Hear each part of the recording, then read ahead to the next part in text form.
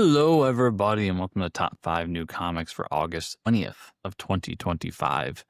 I'm, as always, Chris, and let's talk about some awesome books, starting with Imperial, number 3. This is written by Jonathan Hickman with art by Iban Coello and Federico Vicentini, with colors by Federico Blee and letters by Travis Lanham. One of those books, we're on issue 3. I think I've had all the issues on this top 5 series so far. It's just been a really awesome book for someone who enjoys stories like I do. This is kind of the book about a war, a galactic war in the Marvel Empire, but the first 2 issues have really been the lead up, the geopolitical lead up to that war. And I feel like at the end of issue 2, and as we're going to see into issue 3, we get to see more about the war, where we're going to be with it, who's going to be affected, kind of who's actually behind all the different events coming into it, and where different characters lie. And I believe after this issue, we're going to start getting some of those one-shots called Imperial War, whatever. And it's just going to get more and more interesting. I'm really enjoying what they're doing here with the book, bringing back some characters like Nova, your writer Nova, which I'm super excited about it, solo Nova book, and getting to see more of, as somebody who didn't read a lot of Black Panther over the past 10 years or so, getting to see them more as a galactic empire as opposed to a nation state on Earth has been interesting.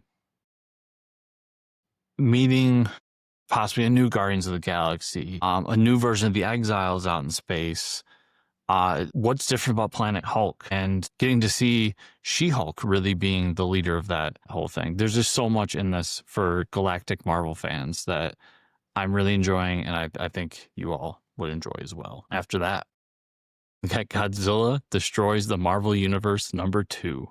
This is written by Gerry Dugan with art by Paco Medina and Javier Gerron. I should just say Godzilla Destroys the Marvel Universe, and you should understand why it's a top 5 book. But the first issue was a ton of fun, and I can see what they're doing with the series now. The more traditional Avengers were the lead up to the first issue. Who was fighting Godzilla? What was going on? Now we're going to get into a new Avengers situation. So different factions of the Marvel Universe are going to kind of take their turns at Godzilla as he destroys New York City. So while similar to what they were doing with the Godzilla versus one-shots over the past year, it has its own flavor in that it is one continual story, and how the different Marvel characters react to different characters being taken down or possibly killed or sent to other dimensions, and just different things that could possibly happen with this. We get to see from the cover, we'll probably get the Venom Godzilla in this. I really loved what they did. It was pure action, not a ton of drawn out over the top story, but enough story to keep you going throughout it while getting to see the characters you know and love fight Godzilla. And that's all I really want out of it. And then to see that Javier Gerron is one of the artists on it, and Paco Medina at that, but Javier Gerron is one of those artists that I just adore, that Marvel has in their staple. He's just phenomenal in what he does. And I remember watching that short documentary that he was in and learning that he's a crazy man in the best possible way. And every book he does that I'm reading, I love every panel of it. So I'm looking forward to see him doing some of the art in this. And that goes just as much for Paco Medina. But listen, we all got our favorites, and Javier Gerron's one of my favorites. So Godzilla Destroys the Marvel Universe has been a fun first issue. Let's see how we keep the series going, but I have a lot of faith that it's going to be a really fun book. After that, I've got Invincible Universe Battle Beast number 4. This is written by Robert Kirkman with art by Ryan Ottley and colors by Annalisa Leoni. It's one of those books where it kind of goes back to smashy comics, like just fights, and let's not overthink the story. The story just got to get us to the battle sequence. And while I love a deep thinking comic and a deep thinking story and something that pushes the boundaries and all these things, I'm all for that. I'm also my monkey brain comes back to, I want to see things punch each other and fight and battle. And I want to see action and blood and all these things. And that's what Battle Beast is doing for me. Not to mention just being the massive Invincible fan that I am. To be back in this universe in some small way brings me so much joy. And I'm glad to see not only Kirkman bringing back the Invincible Universe in small different ways with this and, the coming capes. I'm really looking forward to diving back into that series, but also just seeing Robert Kirkman back in comics in a more defined way.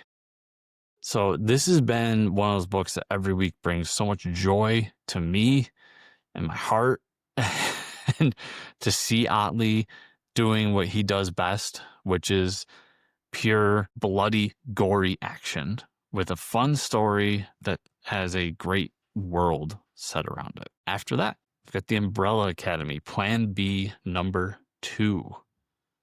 This is written by Gerard Wade with art by Gabriel Ba, colors by Dave Stewart, and letters by Nate Picos. I absolutely love the Umbrella Academy. It's one of my favorite comic series of all time. I read the first 3 volumes leading up to this, literally to the day. I think I finished volume 3 the day I went to the comic shop and picked up issue 1. So I was in the perfect headspace for this book. And the way, even years later, he just picks up where that story ended and continues going with it is amazing. It's literally panel to panel. The last page of the previous series is the first page of this one. And it's just great to have this book back in some way and to really see that while the show had its own story to tell moving forward without this series out, and it did a job of doing that. I'm somewhat successful, but not the greatest ending to that series. Gerard Wade had his story and possibly learned from the failure of the series, but I just love what he did with that first issue and I'm so happy to see it back in some way. If you were a fan of Umbrella Academy and you missed it, definitely go find that first issue and continue on with it, because Plan B really is that world again. And the comic is so unique from the show. While they're the same, they're also different. And I'm just so happy to be back in a world where Umbrella Academy comics are coming out. So definitely. And let's go ahead and end with Escape #1. This is written by Rick Remender with art by Daniel Acuna. So at its core, when I saw this book was announced, it's the team that brought us the Uncanny Avengers back in the day. And that was a book I really enjoyed at the time of what Marvel was doing, coming out of Avengers versus X-Men, doing some different things. And Rick Remender really at the top of his career at Marvel and who he was as a writer for their stable. Coming out of his Marvel stuff, I think he's done a lot of cool stuff I've enjoyed, stuff I haven't, but I think for the most part, he's just a very fun writer. And honestly, just listening to interviews with him recently, I like the way he thinks about stories and how he approaches telling stories. So when I saw this book, I saw the team, and I thought, I haven't read a good Rick Remender book in a while. And Daniel Acuna, I've read a ton of stuff that he's been doing over the years, and I love his art style. I said, just at that, I would probably at least check out the first issue. Then I read what the book was about. And it's a war comic at its core, but it's about this world where anthropomorphic animals exist, and 2 factions are fighting against each other.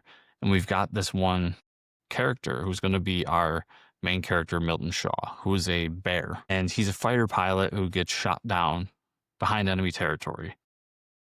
Well, what's bad about that is not only are you behind enemy territory, you're trying to figure out how to get out, but he knows in the back of his head, his team has the final solution ready. They're going to drop the big bomb. So he needs to get the hell out of there.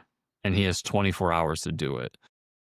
So we're dealing with a lot of World War II esque stories here, obviously on the Japanese front with it. And he's put in this place where he has to put his trust, his faith, and his life into the enemy, somebody behind enemy lines who also is just trying to get out of the war zone. So it's a war story. It's got some elements that I really enjoy.